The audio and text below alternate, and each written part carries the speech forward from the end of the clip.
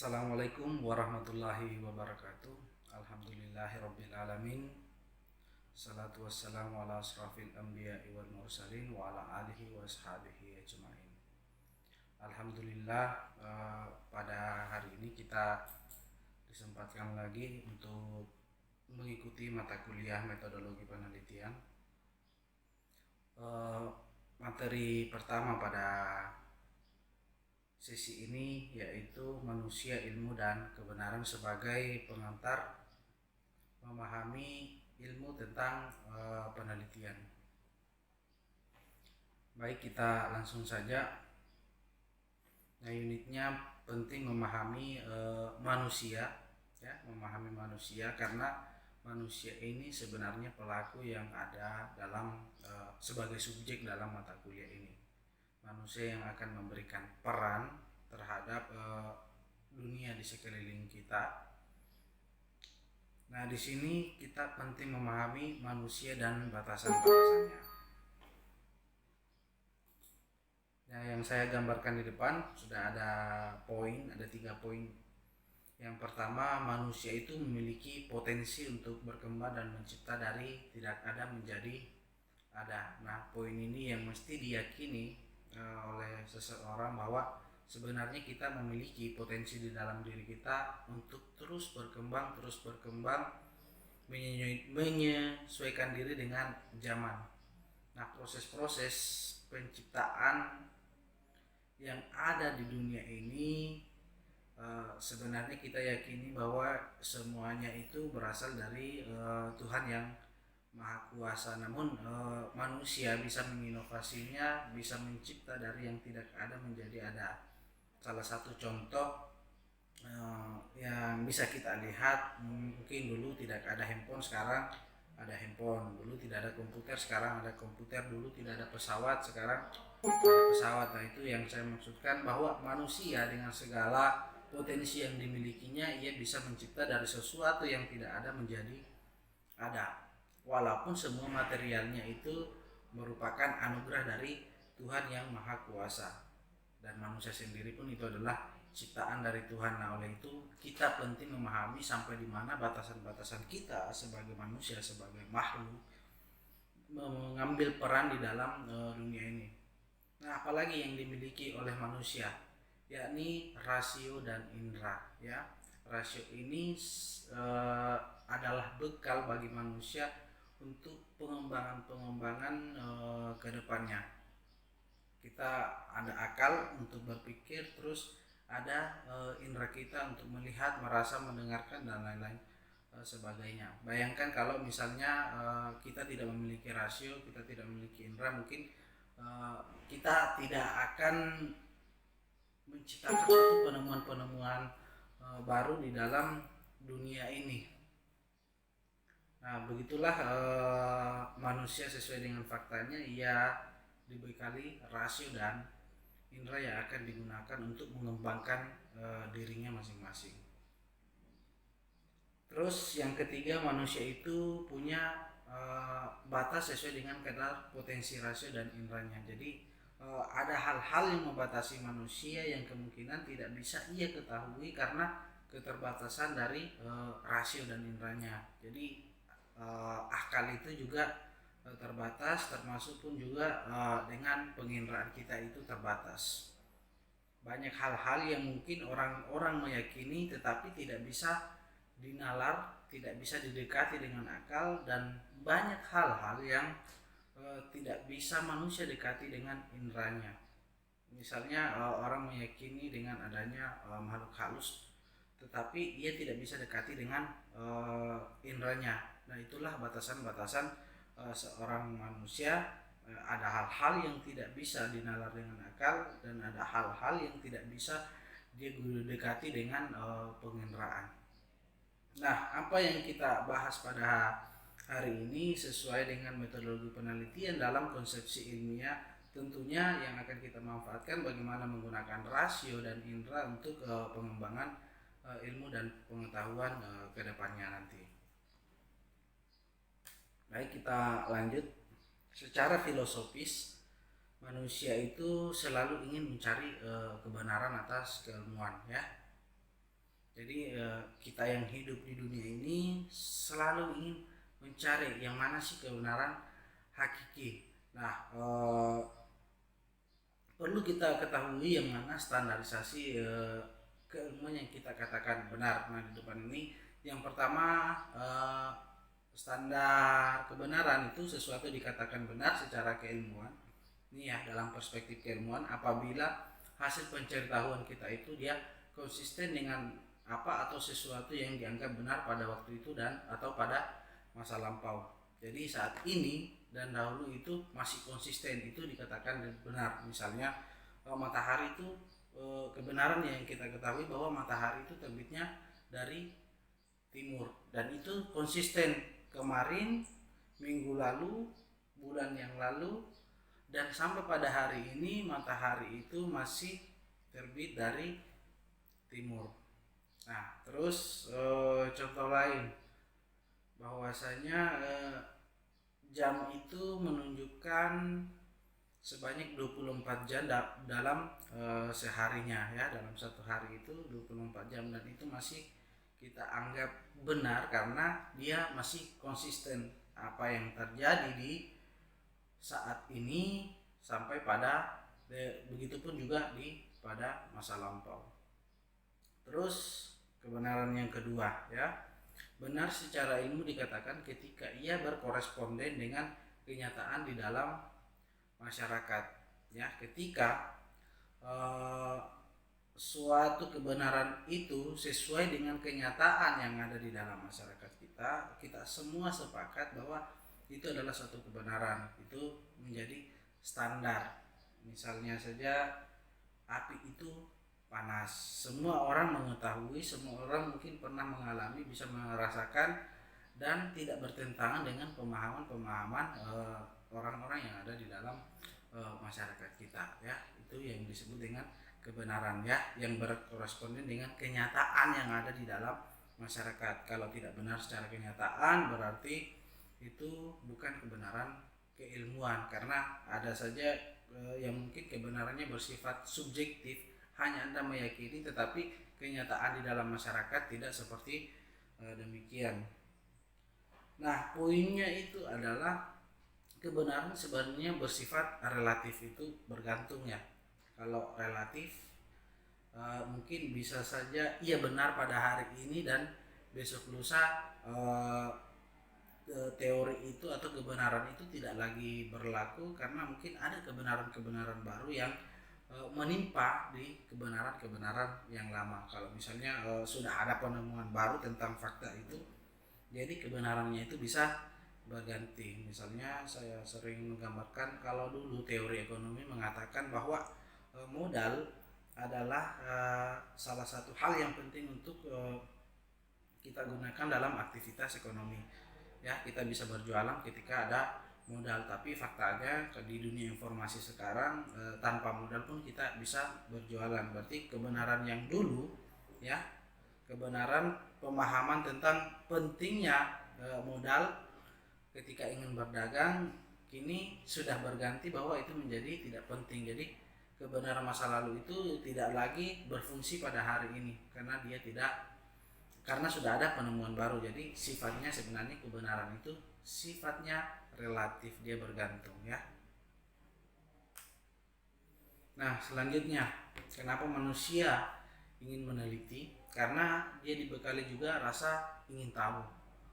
Karena pengawalan dengan rasa ingin tahu dan ingin mengerti sesuatu, manusia mulai menjelajah alam raya dirinya dan ingin mengetahui apa yang ada dan terjadi di lingkungannya. Manusia juga ini disebut dengan animal rasional.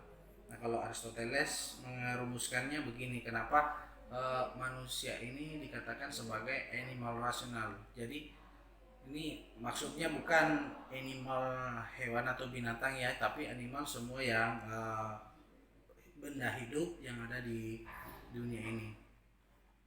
Nah, seperti ini ya, ada benda mati, tumbuhan, binatang, manusia. Jadi mungkin maksud saya tadi ini dia adalah benda mati yang hidup ya, benda mati yang hidup. Dia ada raga, namun juga ditumbuhi dengan roh ya.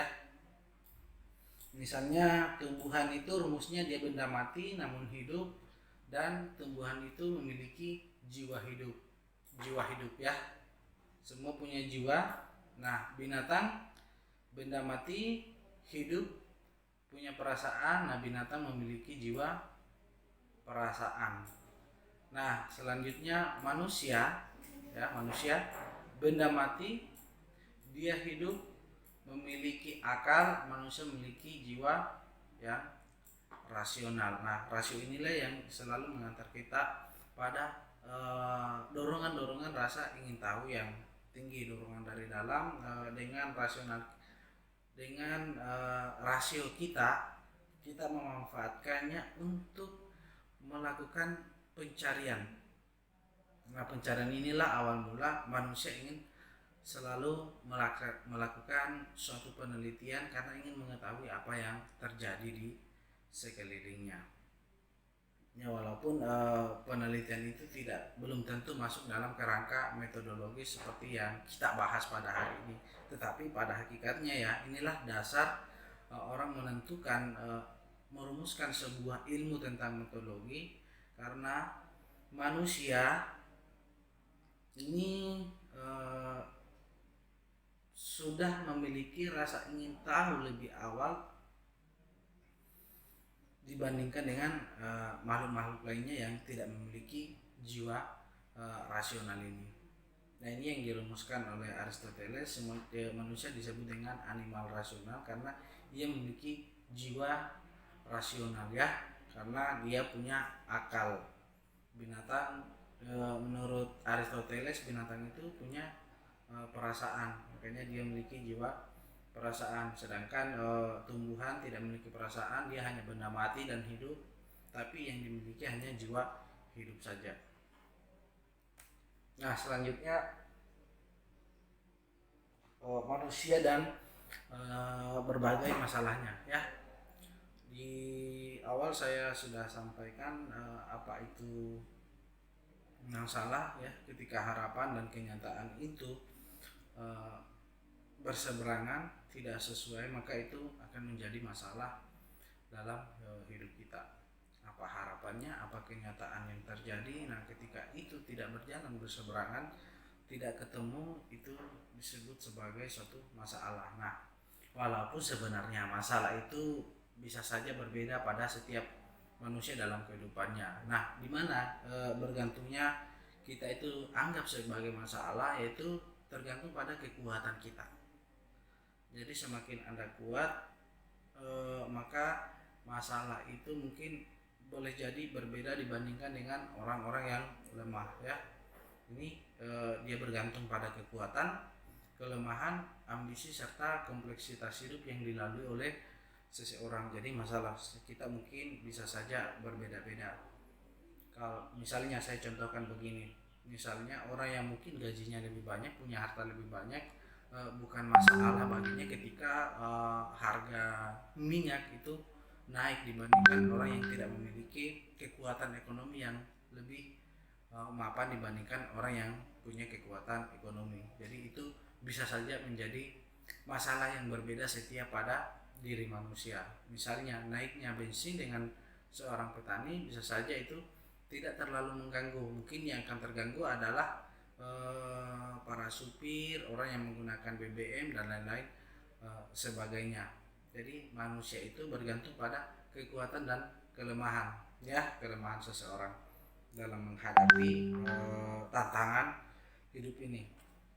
Terus selanjutnya masalah itu bergantung ambisi ya. Ya, bergantung apa kemauanmu, apa harapanmu, apa yang kau inginkan dalam hidup ini. Jadi orientasi yang berbeda itu bisa saja menganggap masalah kita juga menjadi berbeda. Kalau kamu misalnya harapannya tinggi mungkin berbeda dengan yang harapannya di bawah dibandingkan orang yang memiliki harapan tinggi. Mungkin harapan yang tinggi memiliki masalah yang lebih kompleks dibandingkan yang harapannya yang lebih rendah. Misalnya seperti ini.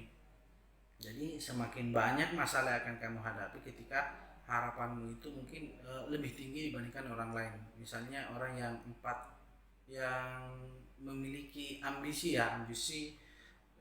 pada saat kuliah di semester ini dia ingin IPK-nya itu 4,0. Nah, ada satu lagi yang ambisinya hanya cukuplah 2,0 ya. Saya dapatkan IPK di semester ini. Dengan kedua perbedaan ambisi itu bisa saja masalahnya juga menjadi berbeda. Jadi yang targetnya 4,0 IPK-nya lalu dia hanya dapatkan 3,0, nah itu bisa saja menjadi masalah bagi dirinya. Sedangkan yang memiliki harapan hanya 2,0 dan ternyata faktanya dia mendapat IPK 3,0, nah itu bukan lagi menjadi masalah padahal sama-sama mendapatkan nilai IPK 3,0. Jadi yang membedakan itu juga adalah ya ambisi kita. Tergantung ambisimu. Jadi semakin tinggi ambisimu maka akan mungkin semakin tinggi pula tantangan yang mesti kamu terima di dalam hidup ini. Nah, sekarang ilmu dan pengetahuan. Jadi pengetahuan itu adalah segala sesuatu yang diketahui manusia tentang suatu objek. Misalnya kita tahu bahwa kursi itu gunanya untuk duduk, api itu panas dan lain-lain sebagainya. Itu pengetahuan kita terhadap objek, termasuk di dalamnya ilmu. Tetapi ya ada tetapinya, tidak semua pengetahuan dapat disebut sebagai ilmu ya. Misalnya semua orang tahu matahari ya, semua orang mau tahu matahari itu panas, itu pengetahuan kita terhadap objek. Nah, kalau kita ingin menyebutnya sebagai ilmu, perlu pikiran yang lebih sistematis tentang pemahaman pada objek itu.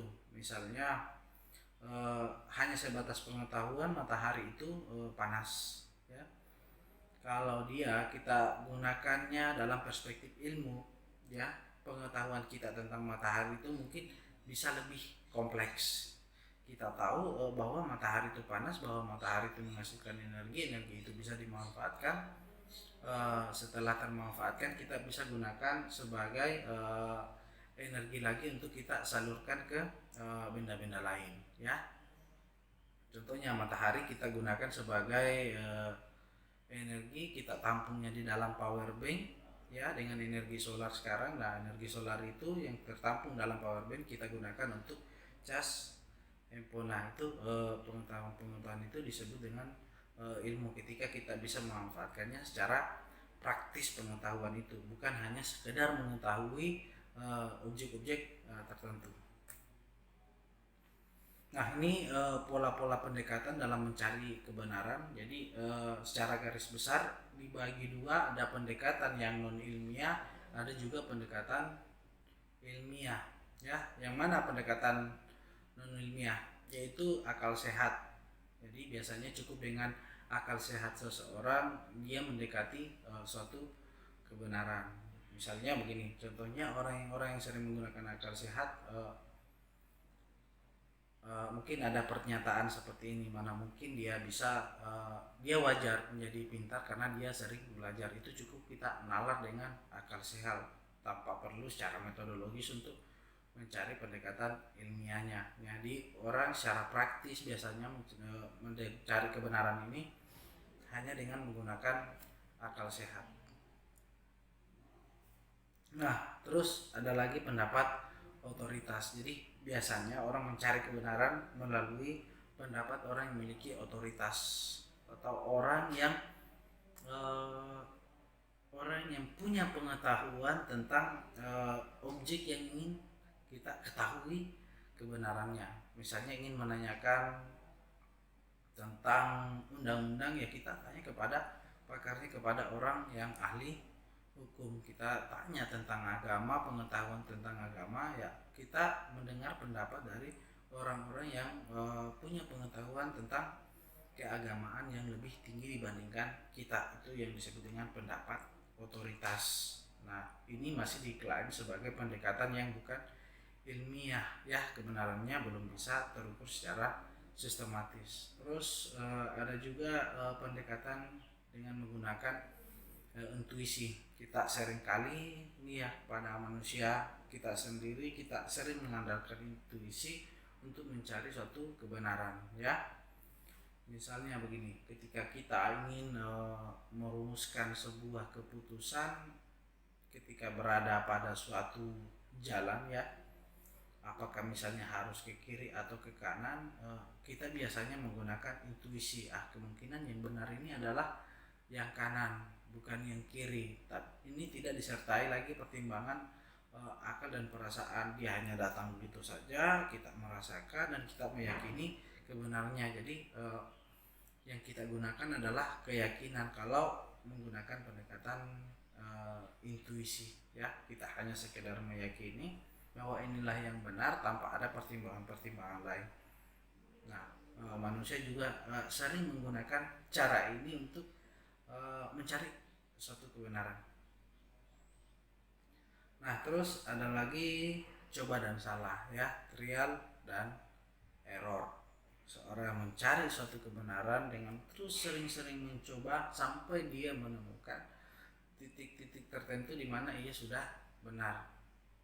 Walaupun dengan metode ini dianggap tidak cukup efektif karena akan membuang banyak energi. Kita terus mencoba sampai menemukan sesuatu yang kita anggap betul-betul benar dari hasil percobaan kita. Baik, selanjutnya kita ke pendekatan ilmiah. Bagaimana sih pendekatan ilmiah itu yang berpikir secara metodologis? Nah, ada ya gambar yang ada di depan Anda ini. Kita selalu memulainya dari suatu masalah, memahami masalah yang Anda hadapi. Jadi masalah itu adalah ketidaksesuaian antara harapan dan kenyataan. Kalau harapanmu ingin lebih pintar, ya, kenyataannya seperti apa? Harapanmu ingin dapat 4,0 IPK di semester ini, kenyataannya seperti apa? Kalau kenyataannya 3,0, harapanmu 4,0, nah berarti ada masalah di dalamnya. Nah, setelah Anda menemukan masalah, ya,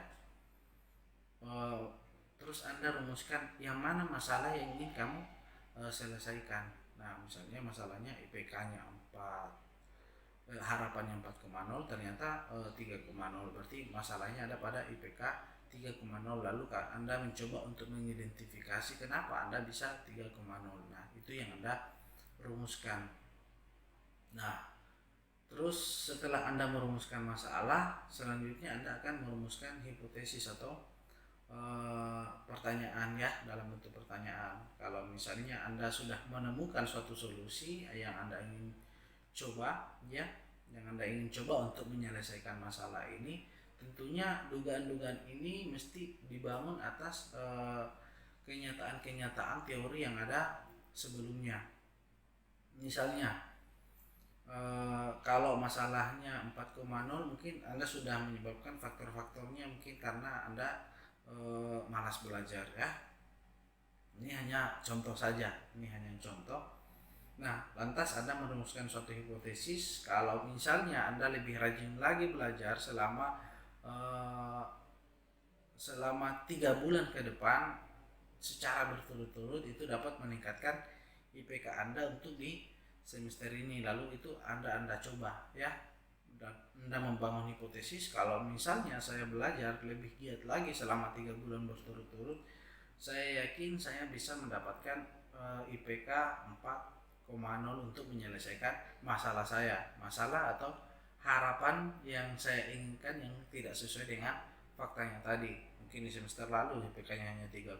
Nah, semester ini Anda coba untuk berburu dengan cara membuat suatu hipotesis kalau Anda lebih giat lagi belajar, maka masalah itu tadi bisa selesai. Nah, setelah itu rangkaiannya Anda akan mengumpulkan data yang relevan, lalu melakukan pembuktian dan pembenaran secara ilmiah. Betul dan tidaknya itu ketika Anda bisa benarkan secara ilmiah, bahwasanya Anda buktikan dulu, ya, bahwa ternyata kalau misalnya kita belajar secara berturut-turut selama 3 bulan itu bisa membantu kita untuk menyelesaikan masalah terhadap IPK.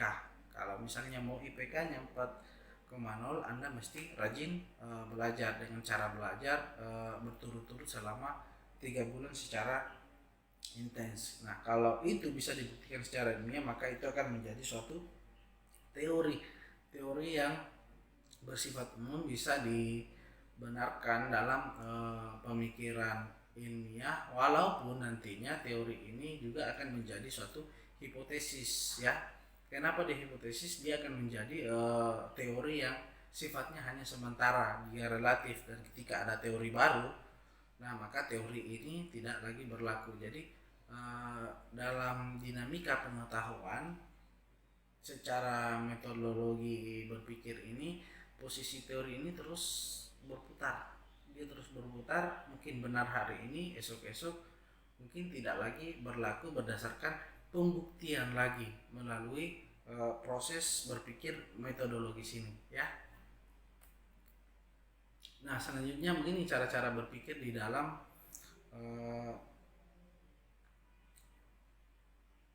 metodologi penelitian. Ada yang berpikir secara deduktif. Nah, kebenaran penelaran atau kesimpulan diambil berdasarkan deduksi sangat tergantung pada kebenaran premis yang dikemukakan.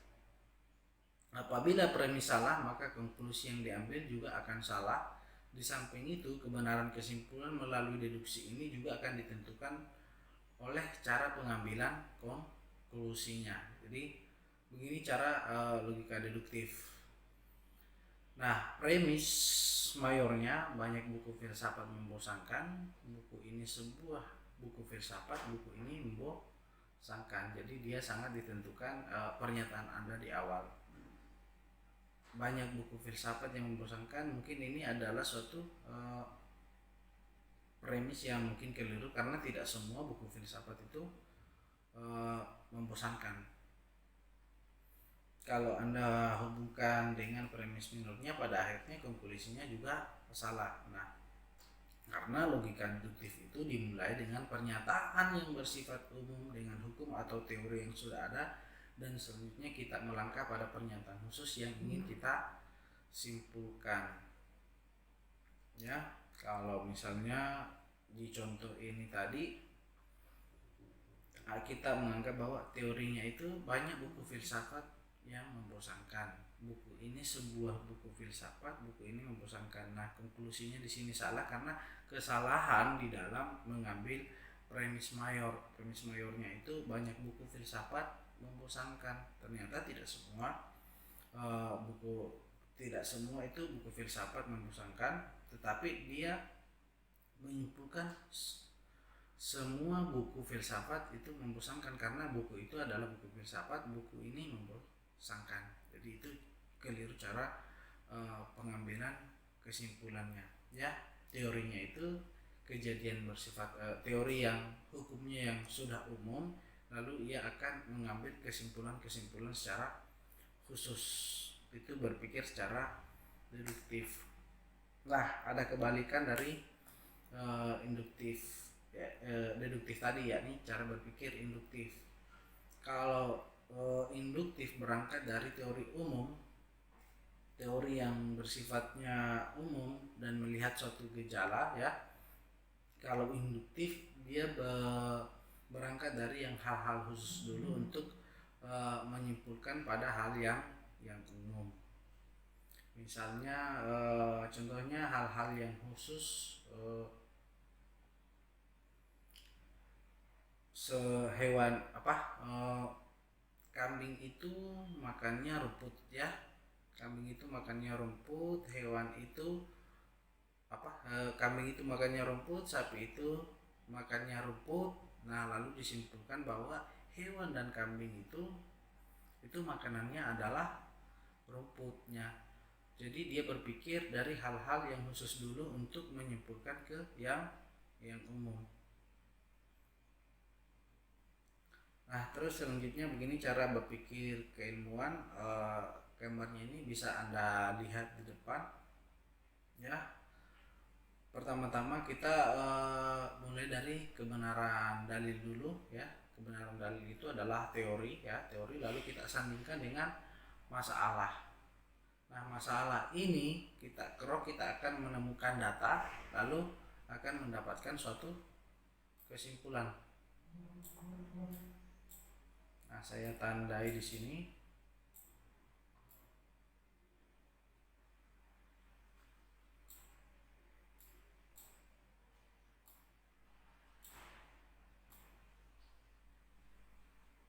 Nah, seperti tadi yang saya terangkan dulu, pertama kita lihat kebenaran dulu ya, kebenaran teori. Jadi dasarnya kita untuk berpikir punya kebenaran dulu. Misalnya teori tentang ekonomi tadi ya, kita kembali teorinya bahwa untuk berdagang kita membutuhkan modal yang besar, itu teorinya ya. Nah, namun pada saat di lapangan kita menemukan masalah. Masalahnya adalah sekarang ini kita mau berdagang tapi kita tidak memiliki modal untuk berdagang. Itu masalah yang kita temukan. Sedangkan kebenaran dalilnya, teorinya harus ada modal. Nah, dibangunlah suatu hipotesis, mungkin bisa kita berdagang tanpa modal hanya dengan mengandalkan informasi, misalnya dengan teknik reseller misalnya. Lalu kita mengumpulkan data-data, kita laksanakan. Nah, datanya itu kita buktikan ya, untuk membandingkan kembali dengan hipotesis ya. Buktikan hipotesis tadi yang Anda bangun, misalnya kita bisa berjualan tanpa modal, lalu adanya suatu kesimpulan. Nah, kesimpulan itu kita generalisasi. Nah, ketika digeneralisasi, maka di sini kita akan mendapatkan teori yang lebih baru. Kita mengatakan bahwa ternyata ya ekonomi berdagang itu tidak lagi memerlukan modal.